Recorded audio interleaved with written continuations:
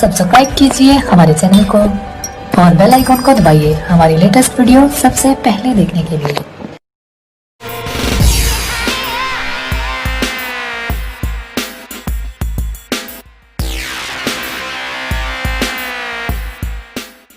Subject Science and Technology Part 2 Class 10th.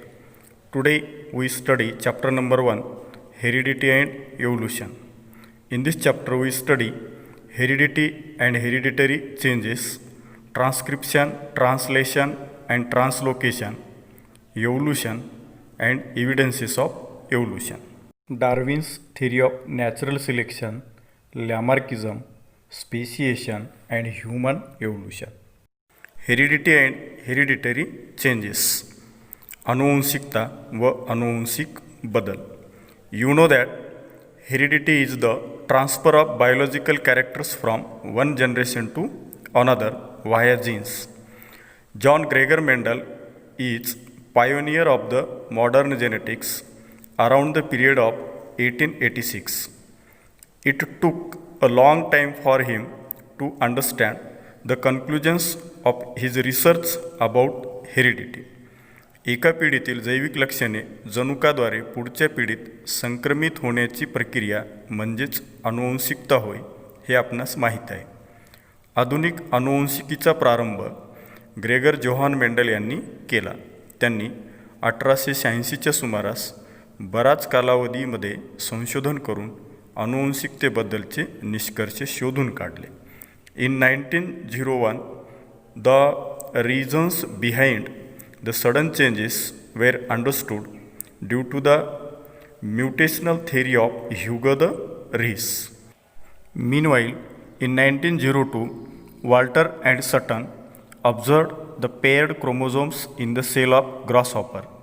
Until then, it was not known to anyone.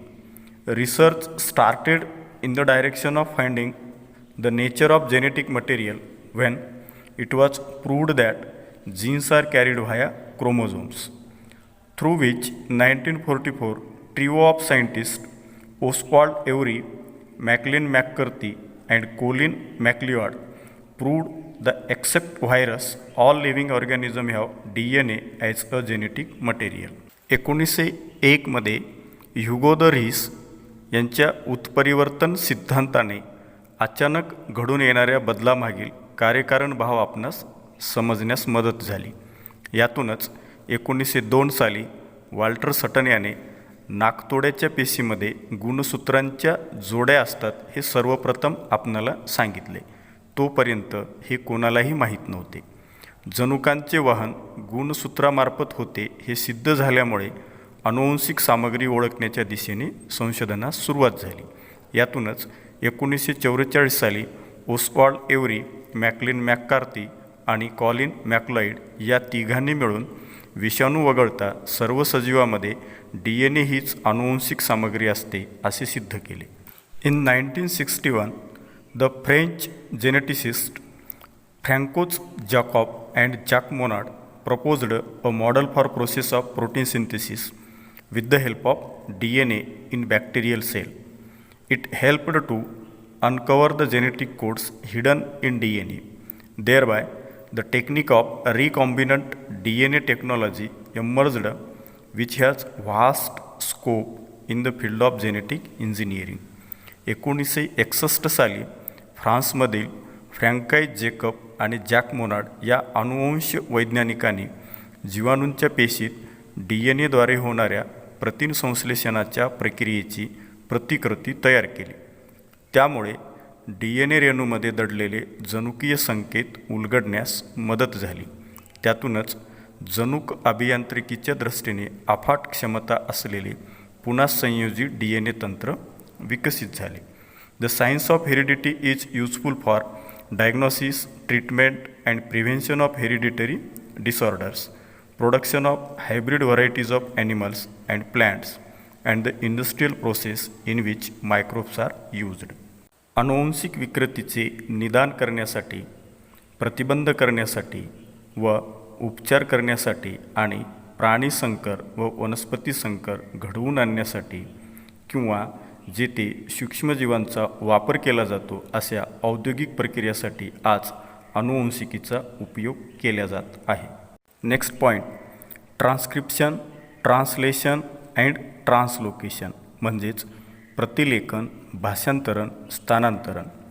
With the help of RNA, the genes present in the form of DNA participate in the functioning of cell and thereby control the structure and functioning of body. म्हणजेच DNA मध्ये असलेली जनुके RNAच्या मदतीने पेशीच्या कामकाजामध्ये भाग घेतात व शरीराची रचना आणि कार्य यावर नियंत्रण ठेवतात.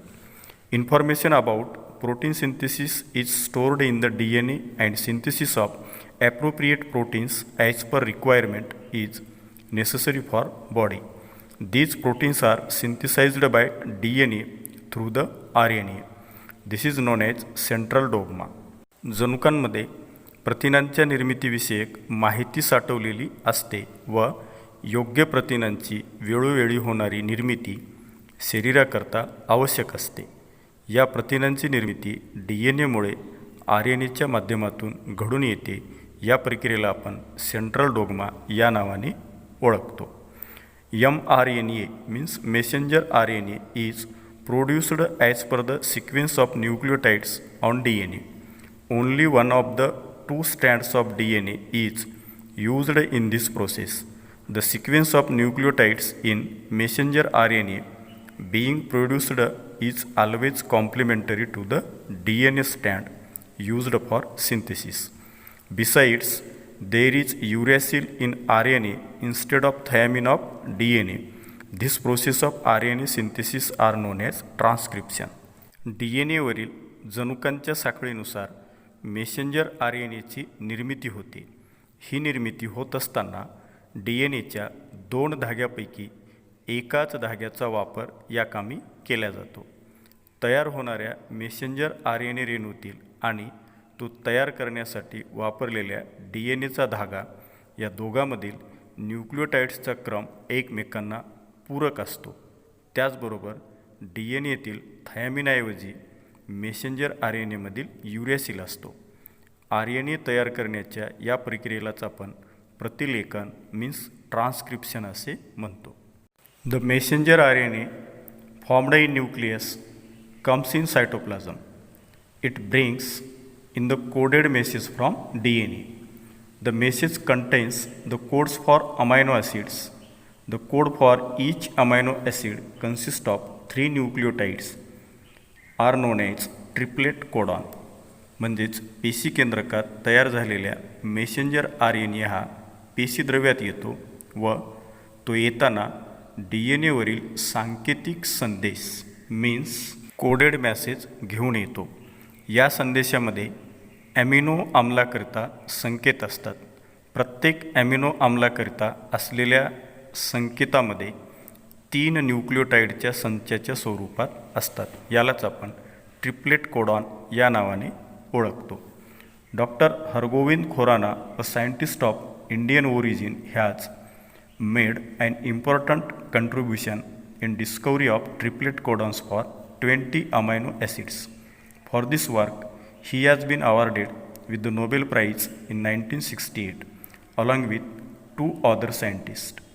Each messenger RNA is made up of thousands of triplet codons as per the message on messenger RNA. Amino acids are supplied by the transfer RNA means tRNA. For this purpose, transfer RNA has anticodon having complementary sequence to the codon on mRNA. This is called as translocation. म्हणजेच प्रत्येक mRNA हा हजारो कोडॉनचा बनलेला असतो. त्यावरील संदेशानुसार प्रथिने तयार करण्यासाठी लागणारी ॲमिनो आम्ले पुरवण्याचं काम ट्रान्सफर RNA करतो. त्याकरिता मेसेंजर RNAवर जसा कोडॉन असतो त्याला पूरक क्रम असलेला अँटीकोडॉन म्हणजेच tRNA असतो. या क्रियेला आपण भाषांतरण या नावाने ओळखतो. The amino acids brought in by transfer RNA are bonded together by peptide bonds with the help of rRNA. During this process, the ribosome keeps on moving from one end of messenger RNA to other end the distance of one triplet codon. This is known as translocation. Transfer RNAने आणलेल्या amino आम्लाची peptide बंधाने साखळी तयार करण्याचे काम रायबोझोमल RNA means rRNA करतो. या दरम्यान ribosome हा mRNAच्या एका टोकाकडून दुसऱ्या टोकाकडे एक ट्रिपलेट कोडॉनच्या अंतराने सरकत जातो. या क्रियेस आपण स्थानांतरण या नावाने ओळखतो. Such many chains come together to form complex proteins. These proteins control various functions in the body of living organism and their appearance too.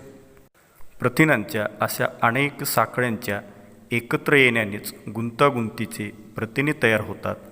हीच प्रथिने सजीवांच्या शरीरातील विविध कार्य पार पाडतात आणि त्यांच्या स्वरूपाचे नियंत्रण करतात.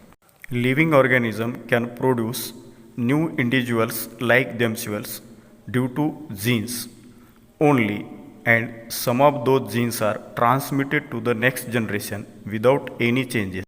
Due to this, some of the characters of parents are transmitted to their offspring.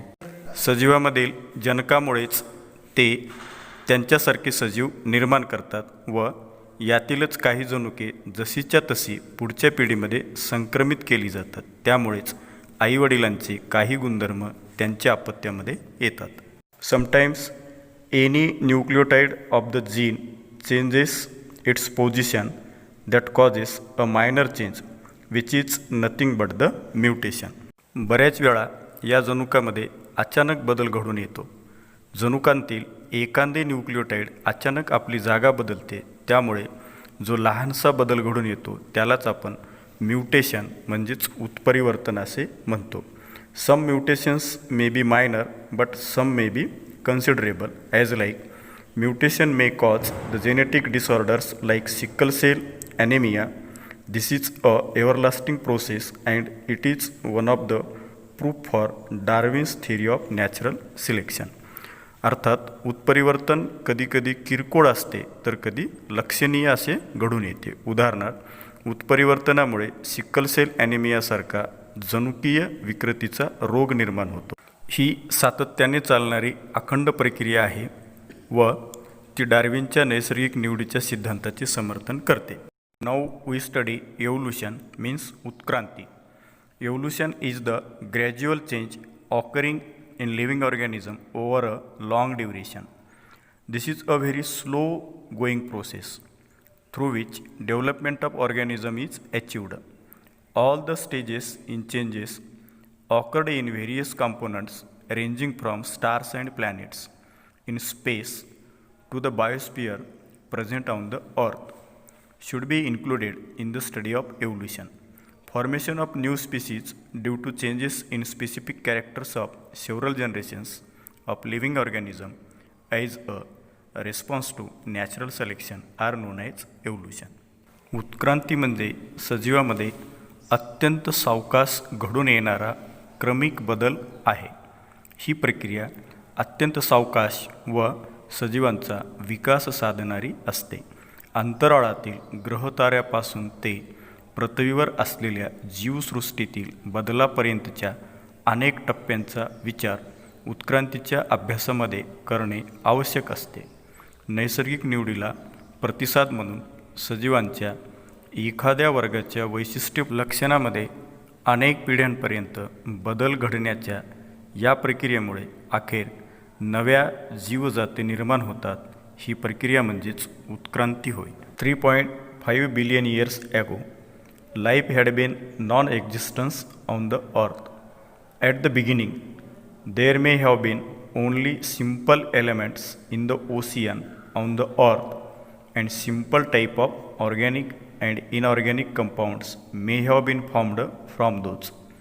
Complex compounds like proteins and nucleic acids may have formed over the long period from those simple compounds. First primitive type of cells may have been formed from the mixture of different types of organic and inorganic compounds. Number of those cells may have increased at the cost of surrounding chemicals. There may have been some differences among those cells, and according to the principle of natural selection, some may have shown good growth and some may have perished which could not adjust with the surroundings. जवळपास सुमारे 3.5 अब्ज वर्षापूर्वी पृथ्वीवर कोणत्याच प्रकारचे जीवन अस्तित्वात नव्हते. सुरुवातीला अत्यंत साधी मूलद्रव्ये असावीत आणि त्यापासून सेंद्रिय व असेंद्रिय प्रकारची साधी संयुगे तयार झाली असावीत. त्यापासून हळूहळू गुंतागुंतीची सेंद्रिय संयुगे जसे की प्रथिने आणि केंद्रक आम्ले तयार झाली असावीत. अशा निरनिराळ्या प्रकारच्या सेंद्रिय आणि असेंद्रिय पदार्थांच्या मिश्रणातून मूळ स्वरूपाच्या प्राचीन पेशी तयार झाल्या असाव्यात. आजूबाजूच्या रसायनाचे भक्षण करून त्यांची संख्या वाढू लागली असेल. पेशीमध्ये थोडेफार फरक असतील आणि नैसर्गिक निवडीच्या तत्वानुसार काहींची चांगली वाढ झाली असेल तर जे सजीव सभोवतालच्या परिस्थितीशी जुळवून घेऊ शकले नाहीत त्यांचा नाश झाला असावा.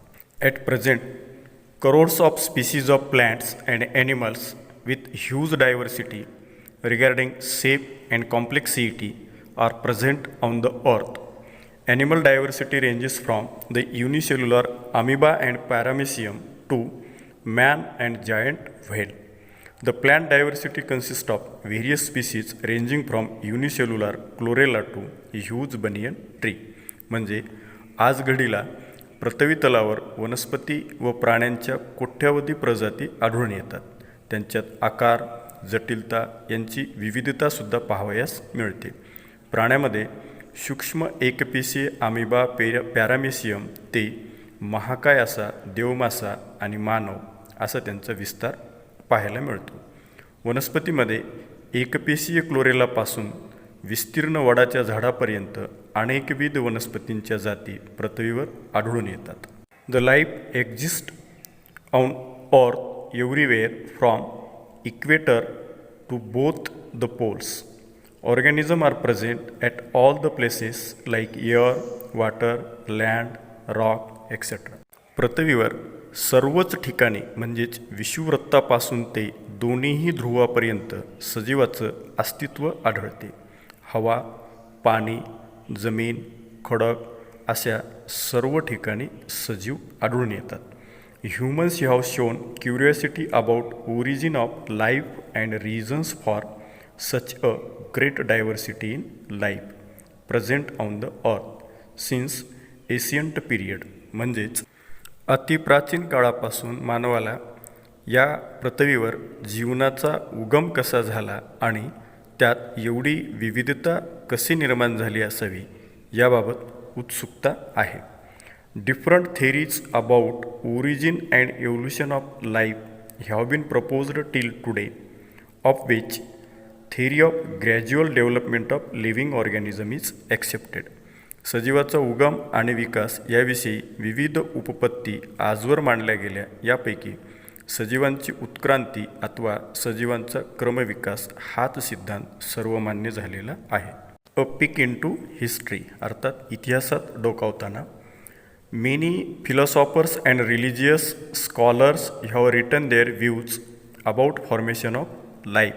म्हणजे जीवसृष्टीच्या निर्मितीबद्दल अनेक धर्मवेत्ते व तत्ववेत्यांनी आपापली बाजू लिहून ठेवलेली आहे. There seems to be through discussion over the formation of universe in various cultures like Indian, Chinese, Roman, Greek etcetera. Various cultures have noted different types of information about planets, stars, the Panchamahabhuta, living organism, etc. in the form of poetry, stories and religious scared books. भारतीय, चीनी, Roman, Greek अशा सर्वच संस्कृतीमध्ये सृष्टीच्या निर्मितीबद्दल गहन विचार झालेला आढळतो. ग्रह, तारे, पंचमहाभूते, सजीवसृष्टी इत्यादीबद्दल विविध प्रकारची माहिती त्या त्या संस्कृतीने काव्य, कथा व ग्रंथरूपाने नोंदवलेली दिसते. थिअरी ऑफ एव्होल्युशन उत्क्रांतीचा सिद्धांत. According to this theory, first living material means protoplasm has been formed in ocean. In due course of time, unicellular organism was formed. Gradually, changes occurred in the unicellular organism from which larger and more complex organisms were formed. All those changes were slow and gradual. Duration of all these changes is at most 300 crore years. या सिद्धांतानुसार पहिला सजीव म्हणजेच जीवद्रव्य पृथ्वीवर समुद्रामध्ये निर्माण झाला. काळाच्या ओघात हजारो वर्षानंतर यापासून एकपेशीय सजीवाची निर्मिती झाली. या एकपेशीय सजीवात क्रमाक्रमाने बदल घडून आले व त्यापासून अधिक मोठे व अधिक जटिल सजीवांची निर्मिती झाली व त्यांचा विकास झाला. हे सर्व बदल हळूहळू आणि क्रमाक्रमाने होत राहिले. या विकासाचा कालखंड जवळपास 300 कोटी वर्षाचा आहे. Changes and development in living organism had been all round and multidimensional, and this led to the evolution of different types of organism. Hence, this overall process is called as evolution, which is organizational. Progressive development of plants and animals from the ancestors having different structural and functional organization are known as evolution. सजीवामधील हा बदल आणि विकास सर्वव्यापी व सर्व अंगाने होत गेला. यातूनच अनेक प्रकारचे सजीव अस्तित्वात आले. यामुळे या सर्व प्रक्रियेला क्रमविकास अथवा उत्क्रांती या नावाने ओळखल्या जाते की जी संघटनात्मक उत्क्रांती आहे. विविध रचना व विविध कार्य असलेल्या पूर्वजापासून वनस्पती व प्राण्यांचा प्रागतिक विकास होणे म्हणजेच उत्क्रांती होय. एव्हिडन्सेस ऑफ एव्होल्यूशन, उत्क्रांतीचे पुरावे. Collective thinking upon all above mentioned theories implies that evolution is everlasting process of changes. However, it needs proof to prove it. Following are various proofs available in support of the theories mentioned above. Number 1, morphological evidences. Number 2, anatomical evidences. Number 3, vestigial organs. Number 4, paleontological evidences. And number 5, connecting links, and last number 6, embryological evidences. Today we study one by one these evidences. Number 1, morphological evidences, बाह्यरूपीय पुरावे. Observe the images and note the similarities between given animal images and plant images. Various similarities like structure of mouth, position of eyes, structure of nostrils and ear pinna, and thickly distributed hairs on body are seen in animals. प्राण्यांच्या तोंडाची रचना, डोळ्यांचे स्थान, नाकपुड्या तसेच कानांची रचना, अंगावरील दाट केस हे समान वैशिष्ट्ये प्राण्यामध्ये आढळतात. Whereas similarities in characters like lip shape, lip venation, lip petiole occurs in case of plants. पानांचा आकार, पानांची रचना, पानामधील शिराविन्यास, पर्णदेठ ही समान वैशिष्ट्ये वनस्पतीमध्ये आढळून येतात. This indicates that there are some similarities in those groups and hence it proves that their origin must be same and must have common ancestors. म्हणजेच यावरून हे सिद्ध होते की ह्या सर्व गटामध्ये साम्यस्थळे आपणास आढळून येतात. यामुळेच यांचा उगम समान आहे व ते एकाच पूर्वजापासून उत्क्रांत झालेले असावेत हे सिद्ध होते. नंबर 2, ॲनाटॉमिकल एव्हिडन्सेस, शरीरशास्त्रीय पुरावे. If you carefully observe the pictures there doesn't seem any superficial similarity between human hands, cat's foreleg, flipper of whale and patagium of bat. Similarly, use of each of those structures is different in respective animals. However, there is similarity in structure of bones and bony joints in organs of each of those animals. This similarity indicates that those animals may have common ancestors. म्हणजेच शेजारील चित्रांचे जर काळजीपूर्वक तुम्ही निरीक्षण केलं तर त्यामध्ये मानवी हात, मांजरीचा पाय, वटवाघळांचा पंख व देवमाशांचा पर यात वरवर पाहता कोणतीही समानता आपणास दिसून येत नाही. तसेच प्रत्येकाचा त्या प्राण्यात असलेला उपयोग पण वेगवेगळा आहे. त्यामुळे त्यांच्या रचनेतसुद्धा भिन्नता आढळून येते.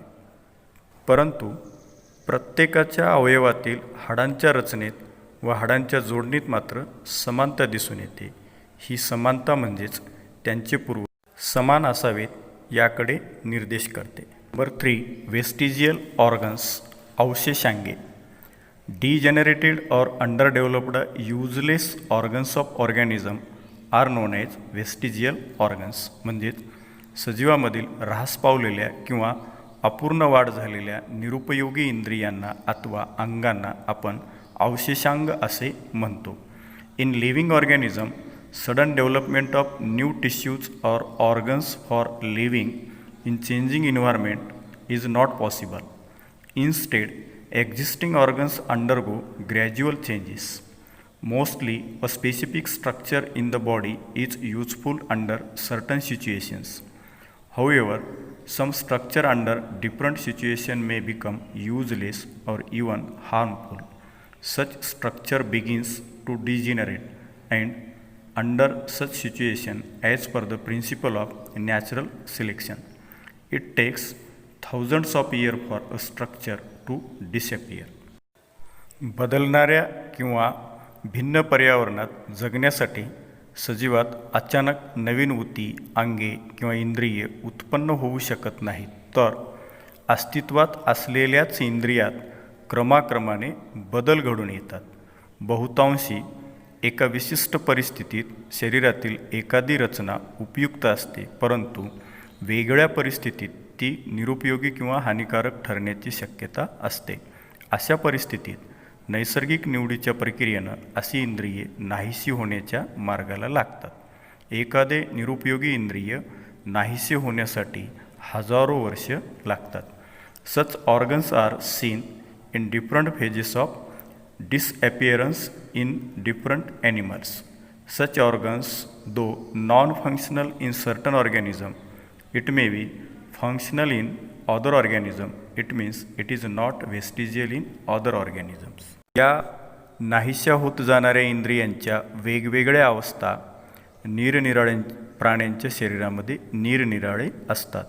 एखाद्या सजीवातील असा अवयव की त्या सजीवात जर काही कार्य करत नसला तरीही दुसऱ्या सजीवात मात्र तो कार्य करत राहतो. म्हणजेच दुसऱ्या सजीवासाठी तो अवशेषांग नसतो.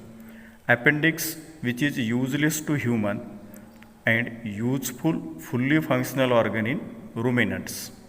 Similarly, muscles of ear pinna, which are useless to human, are useful in monkeys for movement of ear pinna. Various vestigial organs like tailbone, wisdom teeth, and body hairs are present in body of human beings. म्हणजेच मानवाला निरुपयोगी असणारे अंत्रपुच्छ हे रवंत करणाऱ्या प्राण्यांसाठी एक उपयुक्त व कार्यक्षम अवयव असते. याचप्रमाणे मानवाला निरुपयोगी असणारे कानांचे स्नायू माकडामध्ये मात्र कान हलवण्याकरिता उपयुक्त आहेत. माकडहाड, अक्कलदाढ, अंगावरील केस इत्यादी हे अवशेषांग मानवाच्या शरीरामध्ये दिसून येतात. नंबर 4, पॅलेंटॉलॉजिकल एव्हिडन्सेस, पुराजीवविषयक पुरावे किंवा जीवाश्म विज्ञान. A question may arise in your mind that which organism existed millions of years ago. How can we tell this? Now this secret has been hidden in the earth. Large number of organism get buried due to disasters like flood, earthquake, volcano. Remnants and impressions of such organism remain preserved underground. These are called as fossils. Study of fossils is an important aspect of study of evolution. आपल्यापुढे असा प्रश्न पडतो की काही कोट्यावधी वर्षापूर्वी कोणते जीव अस्तित्वात होते आणि ते आत्ता कसे सांगता येईल याचं रहस्य पृथ्वीच्या उदरात दडलेलं आहे. पूर, भूकंप, ज्वालामुखी इत्यादीसारख्या आपत्तीमुळे मोठ्या प्रमाणावर सजीव गाडले जाऊन या सजीवांचे अवशेष आणि ठसे जमिनीखाली अगदी सुरक्षित राहतात. यांनाच आपण जीवाश्म मीन्स फॉसिल असं म्हणतो. जीवाश्मांचा अभ्यास हे उत्क्रांतीच्या अभ्यासाचं एक महत्त्वाचं अंग आहे. Now we study Willard Libby's carbon dating method. Carbon consumption of animals and plants stop after death, and since then only the decaying process of carbon-14 occurs continuously. In case of dead bodies of plants and animals, instead of remaining constant, the ratio between carbon-14 and carbon-12 changes continuously as carbon-14 is non-radioactive. The time passed since the death of a plant or animal can be calculated by measuring the radioactivity of carbon-14 and ratio of carbon-14 to carbon-12 present in their body. This is known as carbon dating method. म्हणजेच जेव्हा प्राणी अथवा वनस्पती मृत्यू पावतात तेव्हा त्यांचे carbon ग्रहण करणे थांबते व त्या क्षणापासून त्यांच्या शरीरातील कार्बन-14चा ऱ्हास ही एकच प्रक्रिया सतत चालते. कार्बन-12 हा किरणोत्सारी नसल्यामुळे मृत वनस्पती किंवा प्राणी यांच्यातील कार्बन-14 आणि कार्बन-12 यांचे गुणोत्तर स्थिर न राहता सतत बदलते. एखादी वनस्पती किंवा प्राणी मृत झाल्यानंतरचा काळ हा त्याच्यातील कार्बन-14ची सक्रियता व कार्बन-14 आणि कार्बन-12शी गुणोत्तर काढून कालमापन करता येते. यालाच आपण कार्बनी वयमापन मीन्स कार्बन डेटिंग प्रोसेस असे म्हणतो. Carbon dating method is used in palaeontology and anthropology for determining the age of human fossils and manuscripts. Once the age of fossils been determined by such technique, it becomes easy to deduce the information about other erstwhile organisms. It seems that vertebrates have been slowly organized from invertebrates. म्हणजेच याचा उपयोग पुरातन अवशेषशास्त्र व मानववंशशास्त्र आणि मानवी अवशेष अथवा जीवाश्म व हस्तलिखित मीन्स मॅन्युस्क्रिप्ट्स यांचा कालखंड ठरविण्यासाठी होतो. अशा प्रकारच्या तंत्राद्वारे जीवाश्मांची कालनिश्चिती केली की त्यांना कालमापनानुसार एका कोष्टकात बसून त्या काळी असलेल्या सजीवाबद्दल माहिती मिळवणे आपणास सोपे जाते. यानुसार अपृष्ठवंशीय प्राण्यापासून हळूहळू पृष्ठवंशीय प्राण्याचा उद्भव कसा झालेला आहे हे आपल्या लक्षात येते. Introduction of scientist. Carbon dating method is based upon the radioactive decay of naturally occurring carbon-14 and it is developed by Willard Libbe. He has been awarded with Nobel Prize in 1960 for this invention. The age of the materials determined by this method are published in the journal Radiocarbon. Number 5 evidences. Connecting links. Observe the pictures and discuss the characters observed. Some plants and animals show some morphological characters by which they can be related to two different groups. Hence, they are known as connecting links. काही वनस्पती व काही प्राणी यांच्यात शारीरिक लक्षणे अशी असतात की त्यावरून त्यांचा दुसऱ्या दोन भिन्न गटाशी संबंध जोडता येतो, म्हणून त्यास आपण जोडणारे दुवे असे म्हणतो. As like in Peripatus, characters like segmented body, thin cuticle and parapodia like organs are present. Similarly these animals show tracheal respiration and open circulatory system similar to arthropods. This indicates that Peripatus is connecting link between Annelida and Arthropoda. उदाहरणार्थ पेरिपॅटस या प्राण्यामध्ये वलयी प्राण्याप्रमाणे खंडीभूत शरीर, पातळ उपचर्म व पार्श्वपादासारखे अवयव दिसून येतात. तसेच या प्राण्यामध्ये संधिपाद प्राण्याप्रमाणे श्वासनलिका व खुली रक्ताभिसरण संस्था आढळून येते. यावरून पेरिपॅटस हा ॲनिलिडा व संधिपाद प्राणी या दोघांना जोडणारा दुवा आहे. Similarly duck-billed platypus lays eggs like reptiles but shows relationship with mammals too due to presence of mammary glands and hairs. Lungfish perform respiration with lungs irrespective of being fish. These examples indicate that mammals are evolved from reptiles and amphibians from fishes. Duckbill platypus हा प्राणी सरीसर्प प्राण्याप्रमाणे अंडी घालतो, परंतु दुग्धग्रंथी व शरीरावरील केस यामुळे सस्तन प्राण्याशी नाते सांगतो.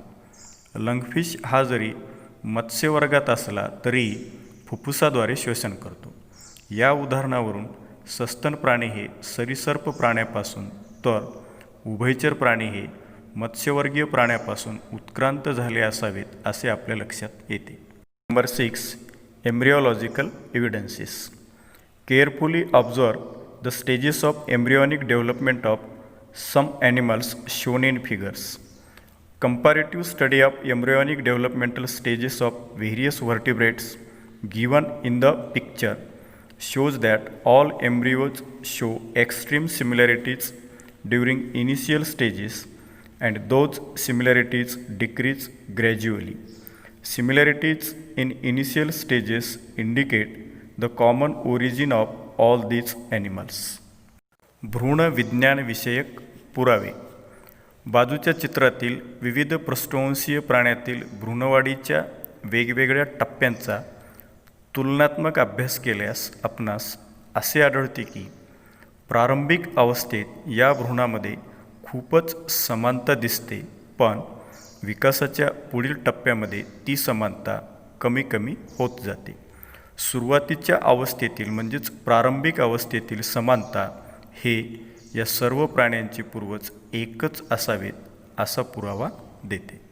Darwin's theory of natural selection. Charles Darwin had collected unnumberable specimens of plants and animals, and depending upon the observations of those specimens, he published the theory of natural selection, which preaches the survival of fittest. For this purpose, Darwin had published a book titled Origin of Species. Charles डार्विनने विविध प्रदेशातील वनस्पती व प्राण्यांचे असंख्य नमुने गोळा केले व त्यांच्या निरीक्षणावरून पुढे ते सक्षम ते जगतील असे सांगणारा नैसर्गिक निवडीचा सिद्धांत प्रसिद्धीस दिला. डार्विनने त्यासाठी ओरिजिन ऑफ स्पीसीज हे पुस्तकसुद्धा प्रसिद्ध केले. While explaining the concept, Darwin says that all the organism reproduce prolifically. All the organisms compete with each other in a life-threatening manner. In this competition, only those organisms sustain which show the modification essential for winning the competition.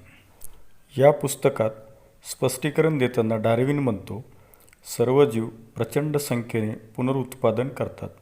हे सर्व जीव एकमेकांशी स्पर्धा करतात, जी अक्षरशः जीवघेणी स्पर्धा असते.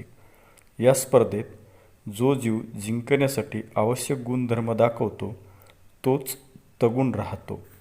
However, beside this, natural selection also plays important role because nature selects only those organisms which are fit to live and the rest are perish. Sustaining and selected organism can perform reproduction and thereby gives rise to the new species with their own specific characters. Darwin's theory of natural selection was widely accepted for long duration. However, some objections were raised against the theory. या स्पर्धेव्यतिरिक्त नैसर्गिक निवडही महत्त्वाची ठरते, कारण निसर्गात सुयोग्य जीवच जगतात, बाकीचे मरतात. जगलेले जीव पुनरुत्पादन करू शकतात व आपल्या वेगळ्या वैशिष्ट्यासकट नवीन प्रजाती तयार करतात.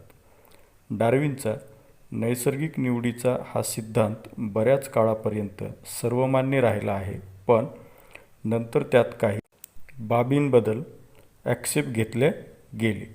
सम objection on Darwin's theory of natural selection. Number 1. Natural selection is not the only factor responsible for evolution. म्हणजेच नैसर्गिक निवड ही एकमेव गोष्ट उत्क्रांतीला कारणीभूत ठरत नाही. Number 2. Darwin did not mention any explanation about useful and useless modifications. म्हणजेच उपयोगी व निरुपयोगी बदलांचे स्पष्टीकरण डार्विनने दिलेले नाही. Number 3. There is no explanation about slow changes and abrupt changes. म्हणजेच सावकाश होणारे बदल व एकदम होणारे बदल याचा उल्लेख डार्विनने कुठेही केलेला नाही. Irrespective of all these objections, Darwin's work on evolution has been a milestone. Introduction to scientist. Charles Robert Darwin, this English biologist, proposed the theory of evolution. He showed that all the species of living organisms have been gradually evolved over the period of thousands of years from common ancestor. He proposed that principles of natural selection is responsible for this evolution. Now we study Lamarckism अर्थात लॅमार्कवाद. Jean Baptiste Lamarck proposed the morphological changes occurring in living organisms are responsible for evolution, and the reason behind those morphological changes is activities or laziness of that organism. He called this concept as a principle of use or disuse of organs. म्हणजेच उत्क्रांती होत असताना सजीवांच्या शरीररचनेत बदल होतात व या बदलामागे त्या सजीवाने केलेला प्रयत्न वा केलेला आळस कारणीभूत ठरतो, असा सिद्धांत लॅमार्क याने मांडला. याला त्यांनी इंद्रियाचा वापर व न वापर नेक ऑफ सिद्धांत giraffe use or disuse of too long असे म्हणले. Due to browsing on leaves of tall plants by extending their neck for several generations. Similarly shoulders of the iron smith have become very strong due to frequent hammering movements. Wings of birds like ostrich and emu have become weak due to no use.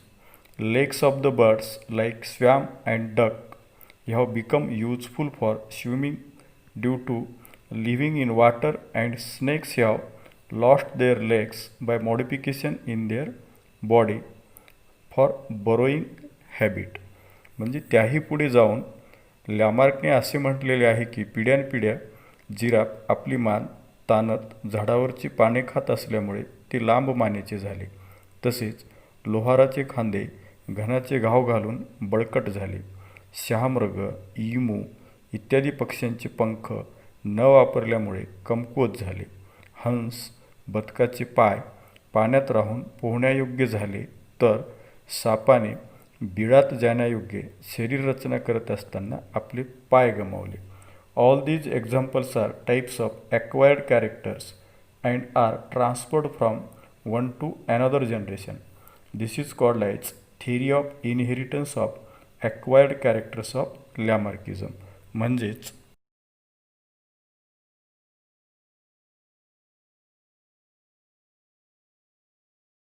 ही सर्व उदाहरणे मिळवलेली वैशिष्ट्ये means acquired characters अशा स्वरूपाची असून ती एका पिढीकडून दुसऱ्या पिढीकडे संक्रमित होतात.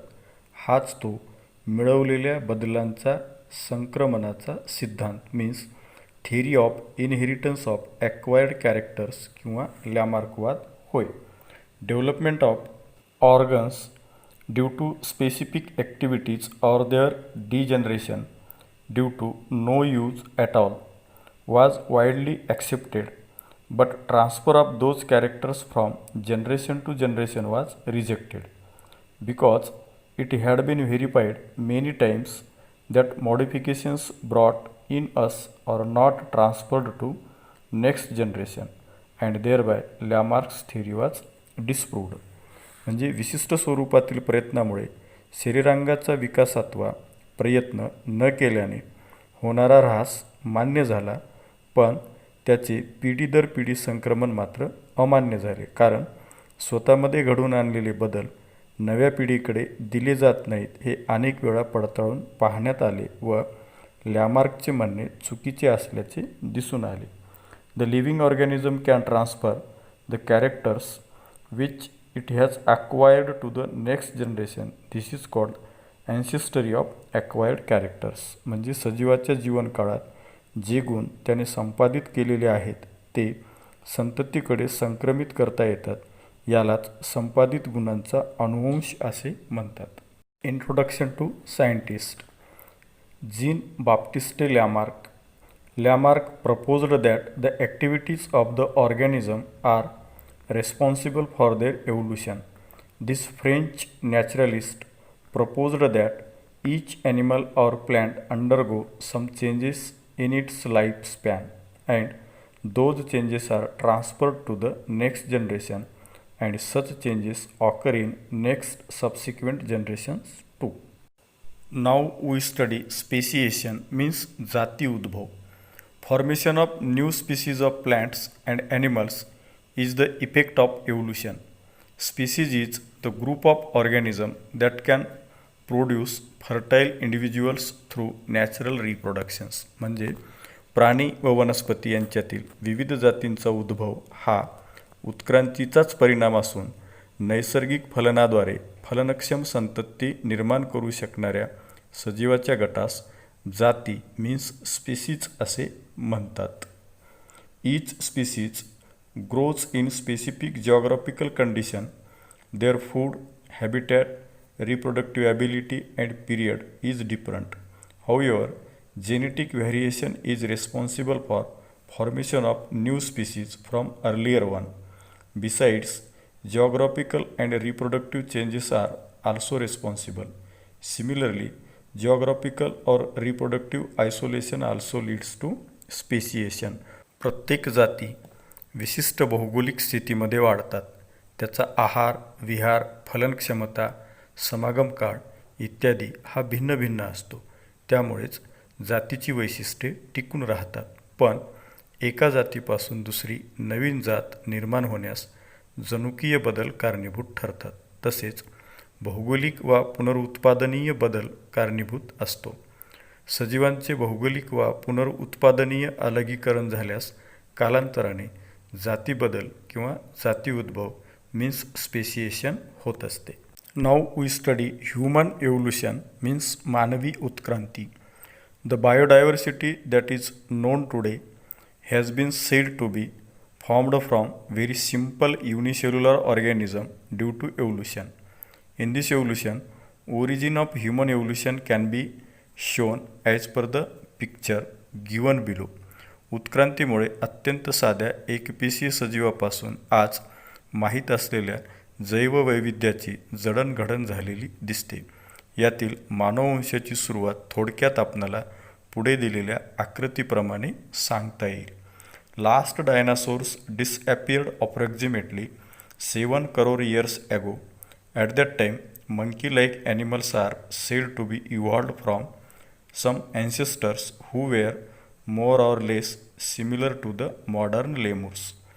Tail of these monkeys, like animals of Africa, is said to be disappeared about 4 crore years ago. They developed due to enlargement in brain. Their hands were also improved and thus ape-like animals were evolved.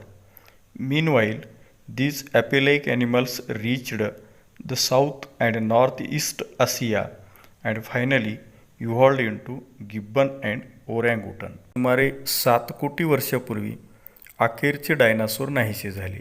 तेव्हा माकडासारखे प्राणी किंवा त्याच्याहूनही प्राचीन अशा थोड्याफार आजच्या आधुनिक लेमूरप्रमाणे दिसणाऱ्या प्राण्यापासून विकसित झाले. 4 कोटी वर्षापूर्वी आफ्रिकेतील या माकडासारख्या प्राण्यांच्या शेपट्या नाहीशा झाल्या व त्यांच्या मेंदूचा आकार मोठा होऊन त्यांचा विकास झाला. हाताच्या पंजात सुधारणा झाली आणि ते एपसारखे प्राणी झाले. कालांतराने हे सुरुवातीचे एपसारखे प्राणी दक्षिण आणि आग्नेय आशियात पोहोचले आणि अखेर गिब्बन व ओरँगउटानमध्ये त्यांचे रूपांतर झाले. Remaining apelike animals stayed in Africa and from them gorilla and chimpanzee evolved about 2.5 crore years ago. Evolution of some of the 2 crore year old species of apes seems to be occurred in different way. They had to use their hands more for eating food and other works. म्हणजे उरलेले हे एपसारखे प्राणी आफ्रिकेतच राहिले आणि सुमारे 2,50,00,000 वर्षापूर्वी त्यातून पुढे चिंपांझी व गोरिला उदयास आले. सुमारे 2 कोटी वर्षापूर्वीच्या एपच्या काही जातींची प्रगती वेगळ्या दिशेने झाल्याचे दिसते. अन्नग्रहण करण्यासाठी आणि इतर कामासाठी त्यांना हाताचा अधिक वापर करावा लागत असे. Those apes started to live on land as the forest started to decline due to dry environment. Their lumbar bones developed in such a way that they started to stand in erect posture in grassland, and thereby their hands become available for use anytime. These first human-like animals with erect posture, which were using their hands, have evolved about 2 crore years ago. अर्थात कोरड्या होत जाणाऱ्या हवामानामुळे जेव्हा जंगले नाहीशी होऊ लागली तेव्हा हे ॲप झाडावरून वास्तव्यासाठी खाली आले. त्यांच्या कमरेच्या हाडांचा विकास अशा तऱ्हेने झाला की ते गवताळ प्रदेशात ताठ उभे राहू लागले. तेव्हा त्यांचे हात केव्हाही वापरण्यासाठी मोकळे झाले. हे हातांचा वापर करणारे, ताठ उभे राहणारे पहिले मानवसदृश्य प्राणी जवळपास सुमारे 2 कोटी वर्षापूर्वी अस्तित्वात आले. First record of human like animal is with us in the form of Ramapithecus ape from East Africa.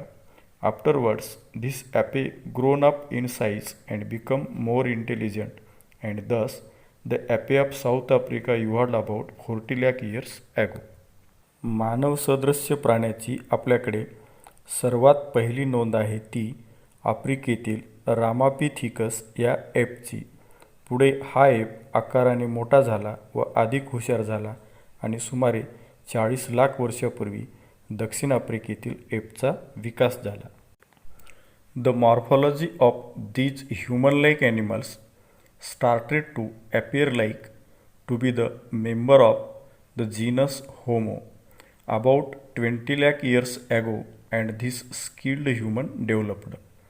About 15 lakh years ago, human walking with erect posture was evolved. It may have existed in China and Indonesia of Asian continent. सुमारे 20 लाख वर्षापूर्वी या मानवसदृश्य प्राण्याची रचना मानव means homo या प्रजातीचे सदस्य असण्या इतपत जवळजवळची असल्यासारखी दिसू लागली. अशा तऱ्हेने कुशल मानव तयार झाला. सुमारे 15 लाख वर्षापूर्वी ताठ चालणाऱ्या मानवाचा विकास झाला. त्याचा आशिया खंडात चीन आणि इंडोनेशियापर्यंत वावर वाढला. Evolution of upright man continued in the direction of developing its brain for the period of about 1 lakh years, and meanwhile it discovered the fire. Brain of 50,000 years old man had been sufficiently evolved to the extent that it could be considered as member of the class wise man means Homo sapiens. जवळजवळ 1 लाख वर्षापर्यंत ताठ चालणाऱ्या माणसाचा मेंदू मोठा होण्याच्या दिशेने त्याची प्रगती होत राहिली आणि त्याला अग्नीच्या वापराचा शोध लागला. सुमारे 50,000 वर्षापूर्वीच्या मानवाचा मेंदू पुरेसा विकसित झाला होता आणि तो बुद्धिमान मानव मीन्स होमो सॅपियन या वर्गाचा सदस्य मानण्यायोग्य झाला. Neanderthal man can be considered as the first example of wise man. The Cro-Magnon man evolved about 50,000 years ago, and afterwards this evolution had been faster than the earlier. निअँडरथॉल मानव हे बुद्धिमान मानव या वर्गातील पहिले उदाहरण मानता येईल. सुमारे 50,000 वर्षापूर्वी क्रो मॅग्नन मानव अस्तित्वात आला आणि त्यानंतर मात्र ही प्रगती पूर्वीपेक्षा खूपच झपाट्याने होत राहिली.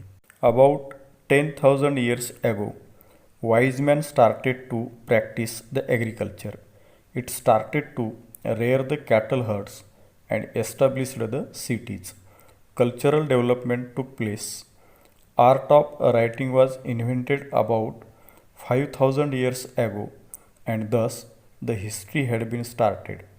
Modern sciences emerged about 400 years ago, and industrial society was established about 200 years ago. And now we have reached at this stage, and still we are searching the details of roots of human ancestry. सुमारे 10,000 वर्षापूर्वी बुद्धिमान मानव शेती करू लागला, जनावरांचे कळप बाळगू लागला, त्याने वसाहती वसवल्या, मग संस्कृतीचा विकास झाला. सुमारे 5,000 वर्षापूर्वी लिहिण्याच्या कलेचा शोध लागला आणि इतिहासाची सुरुवात झाली. सुमारे 400 वर्षापूर्वी आजच्या आधुनिक शास्त्रांचा उदय झाला आणि 200 वर्षापूर्वी औद्योगिकीकरणाची सुरुवात झाली. आता आपण इथपर्यंत पोहोचलो आहोत, तरीही अजून मानववंशाच्या मुळांचा तपशिलांचा शोध घेणे मात्र चालूच आहे.